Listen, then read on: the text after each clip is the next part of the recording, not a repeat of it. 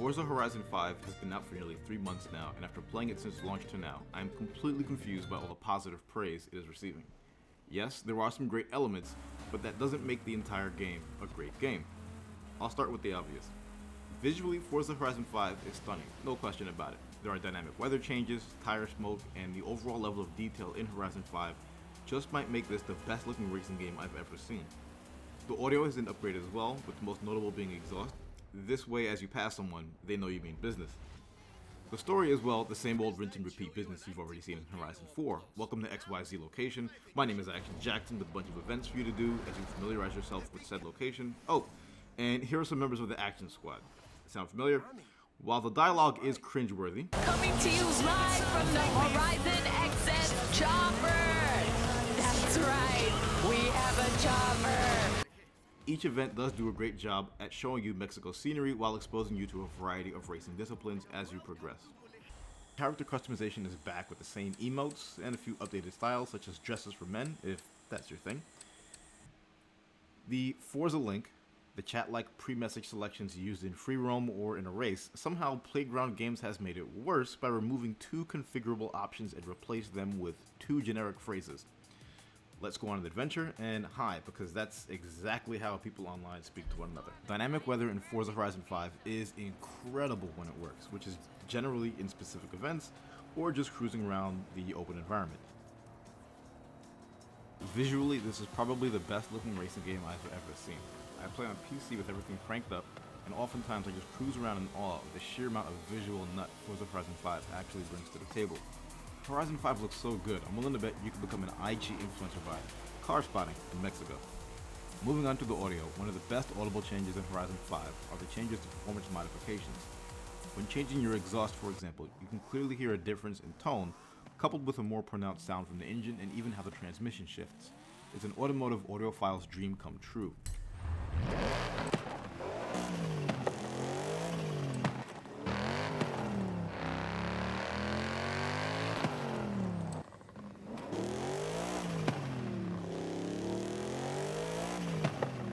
With all that said, however, the praise stops here.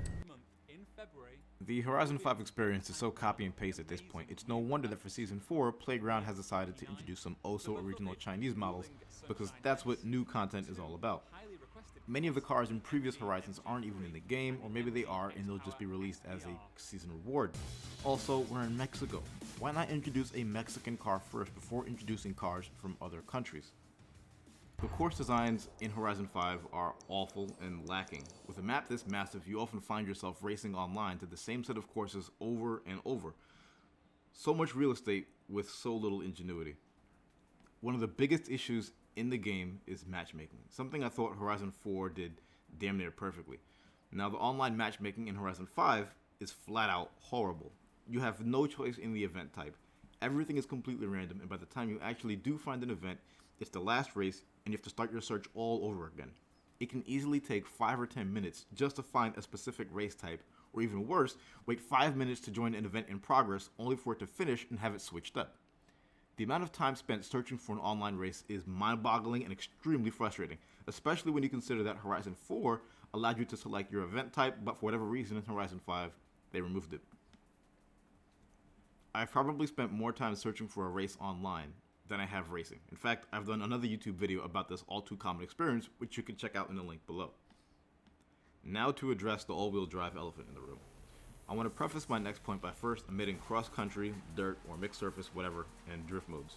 The fact that a meta exists in a racing game is just laughable, but this is Forza Horizon we're talking about. All-wheel drive performance balancing in Horizon 5 is a complete clusterfuck. In every street or road race, you can expect nearly everyone to run some form of all-wheel drive. So much so that it begs the question, why even bother including rear-wheel drive or front-wheel drive at all? The performance upgrade cost when converting a car to all-wheel drive in most cases is literally nothing, despite all of its benefits. It costs more to upgrade your tires than it does for a full all-wheel drive conversion, so races like this are all too common. All of your favorite overpowered cars have returned, Bone Shaker, Ford GTs, Shelby Daytonas, and so on, so you'll have no shortage of overpowered variety online. You would think, this being the 5th Horizon installment, someone at Playground Games would test their own product or listen to user feedback and go, hey, you know what, something about this doesn't work right.